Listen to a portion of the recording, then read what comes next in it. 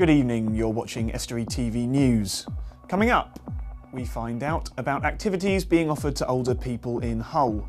And we visit a children's centre in Grimsby to find out about life after skint. And joining me in the studio is Helen Garnett from All for One Choirs. I'm James Dunn, but first it's over to Richard Morris for the news headlines.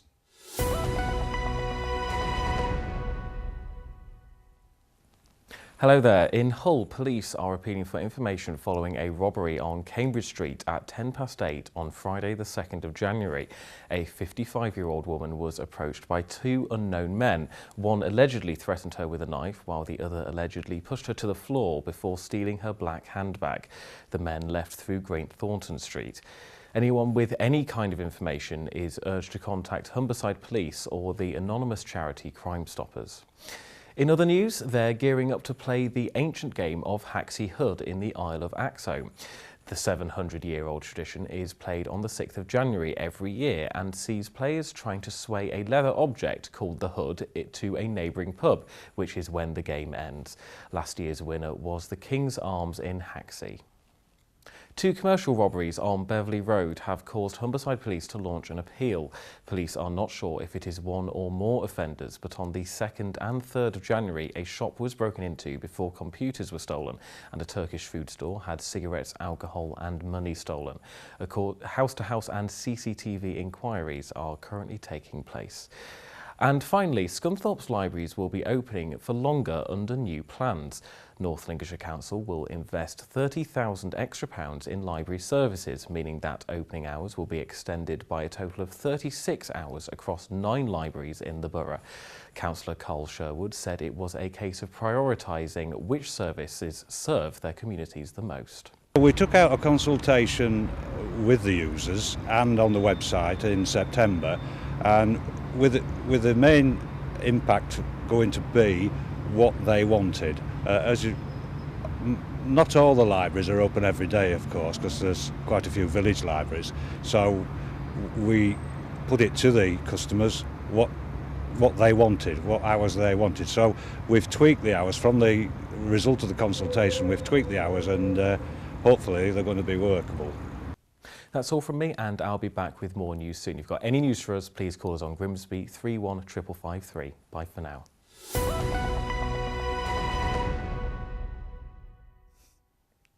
Thank you, Richard. New age curling, table tennis, boccia and even a bit of Zumba. These are all among the activities being offered to older people as part of the Young at Heart programme in the Hull area. Day centres, care homes and sheltered housing schemes have already used physical activities to great effect, and it's hoped that it could have a huge benefits to people in the run-up to the Care Home Games in July. I went to find out more.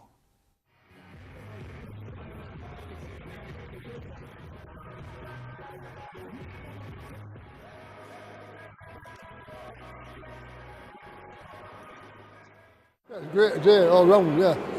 I like especially the kids dance at the end, it's brilliant. Everybody was so pleasant. It was great. Oh, I've enjoyed it, yeah. The only thing is, with all these lights on, I've been thinking it's night time. And then I remembered we came here at 11 o'clock, didn't we? Yeah.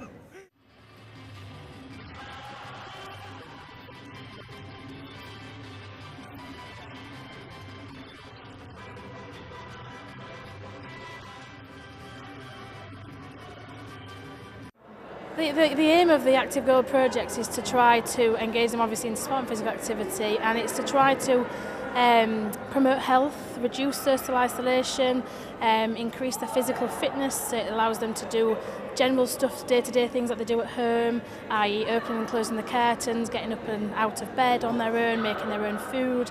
Any sort of activity, whether it be seated or standing, it really sort of will help them with later life activities.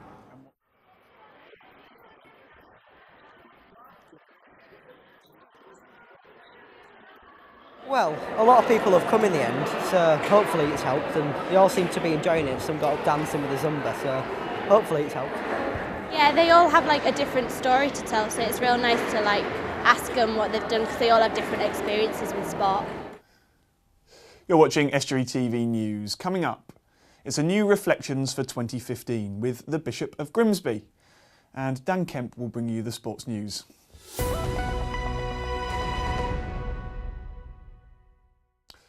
Everyone loves to sing, whether it's professionally, as an amateur, or even in the bath or while you drive.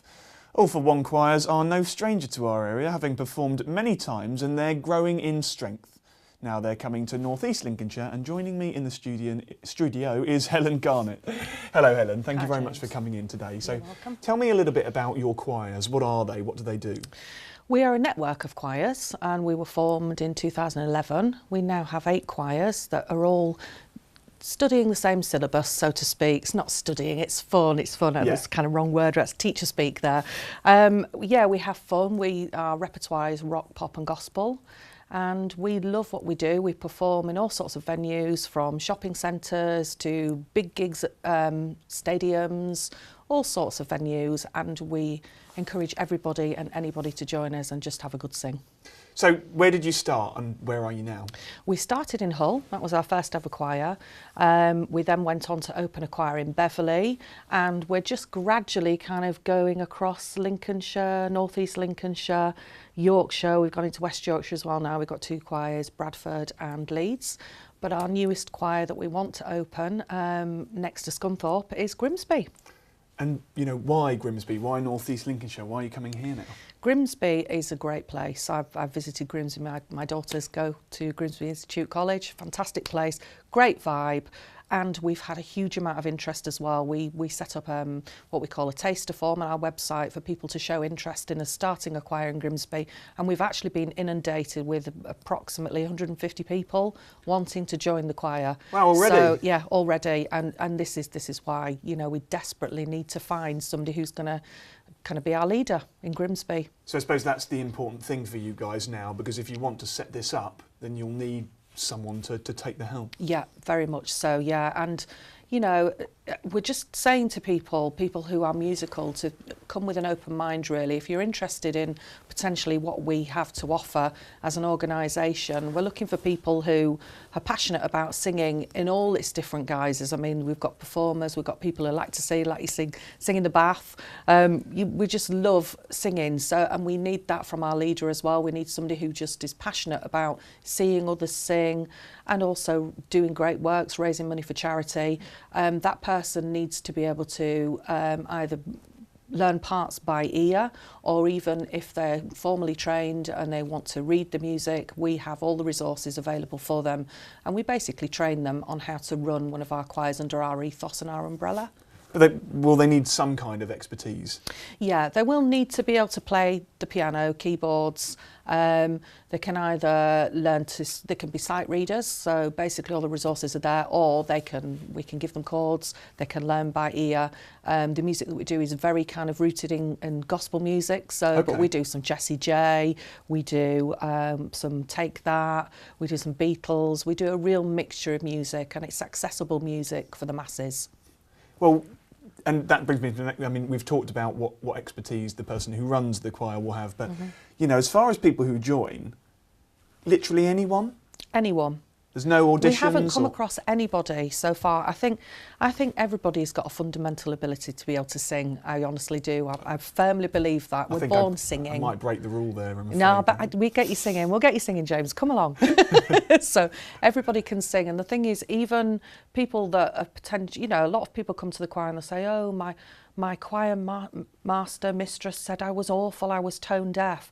The thing is, when you're surrounded by a group of people who equally love to sing of very different degrees of experience, we make a brilliant sound en masse, you know, so if you love singing, we will find you a place, so regardless. You know, you do as much or as little? Yeah, definitely. I mean, our latest concert that we did, we had 450 people on stage singing. We did something from Frozen. We did Let It Go. We literally, and it's just awe-inspiring, the sound. And to be a listener, but to be part of that, to be part of the choir is really quite amazing. You know, the testimonials we've had from choir members, it's just awe-inspiring to be surrounded by a wall of sound, really. And what's your background? How did you end up doing this? I was a professional singer for years, I suppose with a background in session vocals, so the harmonies are there, you know, and kind of arranging vocal harmonies and things. And I ran a gospel choir, and one of the comments that we used to get all the time at our concerts, I mean, we'd worked with professionals, we'd done gigs in community centres, but a lot of the audience members always used to say, I really wish that I could either be in a choir like that and sing that style of music. So how did you then get from that to where you are now? Oh, goodness, that's a huge long story, but basically I just decided to form a choir that was accessible, open doors to all. So basically, you love singing, this is the style of music that we do, come and have a, you know, come along, join us, see what you think. And going back to the people who maybe, you know, aren't the best singers in the world when they come to you, it must be really satisfying to see them make progress. Oh, immensely. I mean, I would say there is a large percentage of our singers that have maybe not sung since school and they've had an experience, and it just takes the smallest little comment to put people off, you know, where somebody has said, oh, he's singing out of tune, and that's the confidence rock, but fundamentally they still love it. And I think, you know, on our website there's information about how that generally happens to a lot of people, and thought, oh, well, maybe I'm in a safe environment, maybe I'll just kind of give it a go, and they come along and suddenly it's like this freedom, you know, suddenly I can sing, and nobody's going to kind of question my ability. I love what I'm doing, and I'm just enjoying being with others that also love it. And do you ever see that, you know, that confidence that people gain from doing that? Does that transcend into other parts of life? Do you know, it does. I mean, one of the things that we do in the choir is often we'll get people to write little testimonials about how they feel and their experiences since joining the choir. And we've had people that have kind of, their confidence has been built to a point where they've maybe gone for an interview for a job that they wouldn't necessarily have thought they could do, because it's almost as if something just ignites inside people, you know, in this sense of, I can do this, you know, I've taken this thing that I was frightened of and I've overcome it, and I'm doing it now and I'm loving it. So it kind of leads on to different areas of their lives. And we've got people, you know, that have come along possibly, you know, January blues, say for instance, and decided to join a choir and have maybe they've had mild depression and it's just lifted them out of depression. It really is. It should be available on prescription, singing. It does amazing things for people. Wow, that's incredible. And you know, if people do want to do this, what sort of commitment do they need to make? How many times do you practice? Well, we because we have so many choirs, you know, we generally say to people, if you can come to one rehearsal a week, that's fantastic. I mean, we realise that people, you know, life goes on, people shift work, but we make a choir available on possibly 3 or 4 nights, and because the syllabus is the same across all of the choirs, they could maybe come to Hull one week and then maybe go to Scunthorpe the next week, or, you know, and which is quite nice as well, because you build this friendship circle that's not just necessarily in your own community. And we do the whole social networking thing as well, where choir members are talking to people in Bradford, you know, from Hull, and Leeds are talking to people in Scunthorpe and Grimsby, and, you know, so we've got like our own community that just welcomes everybody in, really. Brilliant. I mean, it sounds like it's much more than a choir, which is lovely. Very much so. It's almost like a club, really. It's a club, very much so. And I think, you know, people don't go to church, do they now? So there's not that kind of annual that weekly meet-up that people once had, whereas our choir offers that to people. And we found that people have, you know, they meet up outside of choir as well as this whole network of people that develop, you know, so it's fantastic. And just very quickly, we're running out of time, I'm afraid, Helen, but if people do want to get in touch and join the choir, how do they do it? Well, primarily we really want to get this leader in Grimsby, we really do. And if that person is out there or you want to join the choir, if you could contact us through our website, which is all the W's, allforOnechoir.com, and if you just Google All for One Choir, we'll come up, so yeah. Brilliant. Well, Helen, thank you so much for coming in. Thanks All the having me. best, and Thank you know, you. maybe we'll get in touch when we come to an end, and hopefully you'll have found someone. Well, hopefully we'll be able to perform for you. Indeed, that would be great. Thank you. Last year's Skint thrust the East Marsh in Grimsby to the forefront for all the wrong reasons. Now, a children's centre, which is at the heart of the community on the East Marsh estate, wants to change that with the help of local councillors. Just before the Christmas break, Dave Nunn paid them a visit.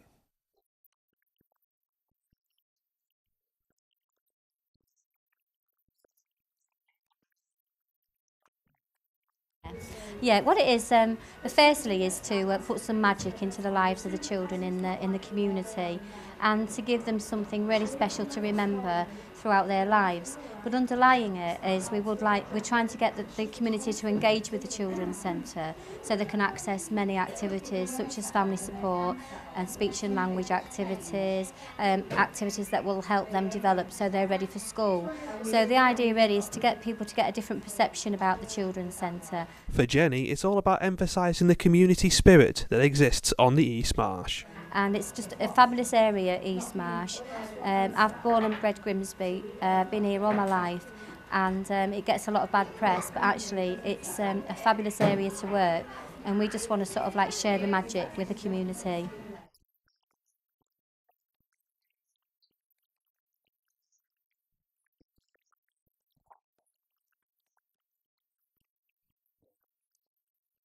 I've had parents coming in not recognising the actual building itself. They've not known it's the Children's Centre. They've actually done a very good job on a very limited budget. They haven't spent a great deal of money, they haven't. And it just shows that we are mint, not skint.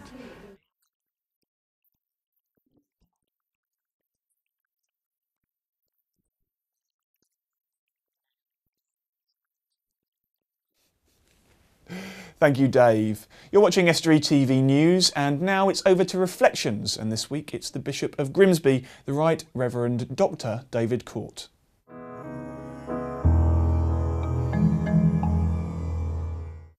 So 2015, a new year, full of hope and expectation, or just the same old? At the end of last year, I had the privilege of going back to my old school to give out prizes at their prize giving. What is the one thing you would want to pass on, I was asked. Well, I wonder what you would have said. For me, it was easy. The importance of seizing the day, of making the most of opportunities when they come, using the gifts and abilities we've been given. It's at the heart of one of the many stories Jesus told. Each one of us unique, created by God with different gifts and abilities, and then called to use those gifts for the good of others, to fulfill the potential that there is in each one of us. Not all of us can do great things. Mother Teresa, one of the great Christian leaders of the last century, once said. Not all of us can do great things, but we can all do small things with great love. And when we do, we find that our world, our communities, the circles we move in, begin to get changed. And so 2015, hope and expectation, or just the same old? Well, in part, it depends on us. It depends on how we use what we've been given to make a difference where we can. I hope you have a great 2015. But I also hope you'll use those gifts and abilities, those talents that you have, in doing those small things with great love. Because when we do, we find that we're fulfilled, and when that happens, our world gets changed. I hope you have a great 2015. Thank you. Now it's time to look back at the weekend's news, and joining me is Richard Morris. Hello, Richard. Hello, James. Do you sing in the bath? Of course, yeah. It's not a wonder my housemates hate me. So, first of all, I always seem to be on here whenever there's an astrological story. I don't know if Estuary TV suddenly seems to think I'm some kind of astrological correspondent. But apparently there will be a comet passing Earth on Wednesday night, on January the 7th, and it won't be back for another 8 millennia. Wow. I know. And so the president of the Beacon Hill Observatory in Cleethorpes, Barry Watts, said it's worth looking out for. Of course, what will happen is it'll be cloudy and no one will be able to see it.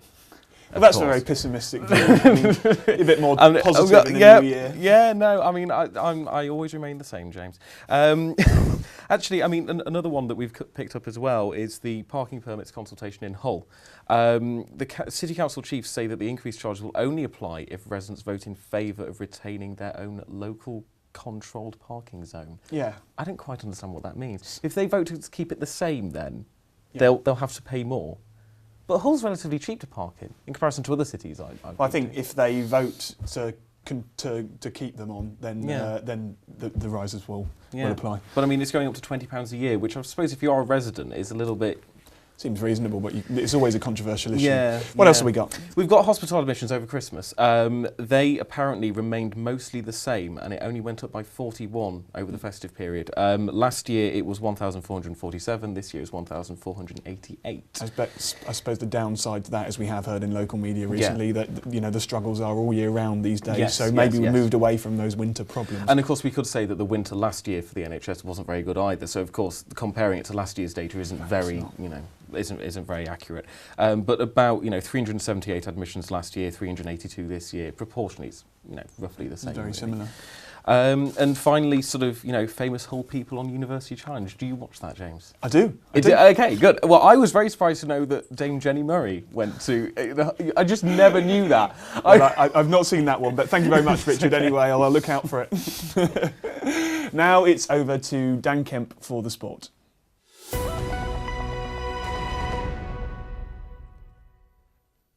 We'll start with a look back on the weekend's football results. Hull City fell at the first hurdle as they aimed to retrace their steps to the FA Cup final.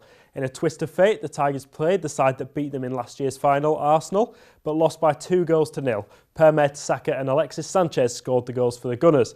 Elsewhere, North Ferriby United scored an injury-time equaliser to take a point away from home at Gloucester City. Harry White scored in the first half for the hosts, but Nathan Jarman netted in the 3rd minute of added time for the Villagers. They now sit 9th in the Conference North. And the club have re-signed midfielder Danny Clark from Hull United. The Citizens captain signed from Ferriby during the summer, but now returns for another spell at the Eon Visual Media Stadium. And in the division, Ferriby's rivals Colwyn Bay have sacked their manager Frank Sinclair and coach Adi Akinbayi with immediate effect. It comes after they lost 5-0 against Boston United yesterday. And the Hull Stingrays have been in Challenge Cup action over the weekend. The Rays went down 3-2 at home to the Cardiff Devils on Saturday evening. Carl Lozon and Will Fredericks scored the goals in vain as Hull crash out of the competition. A win would have seen the side beat the Coventry Blaze to a place in the quarter-finals and a 2-legged game against the Brayhead Clan. And finally, Hull FC have announced the signing of out-of-contract hooker Stuart Howarth. The 24-year-old former Salford Red Devils man is delighted to be able to continue his Super League career with the Black and Whites and joins homegrown duo Danny Houghton and James Cunningham as Lee Radford's hooking options. And that's all for the sport. That's it from us, I'm afraid. We'll be back tomorrow. In the meantime, if you've got a story, get in touch by phone 01472 3155 5561, social media or email us. Until then, goodbye.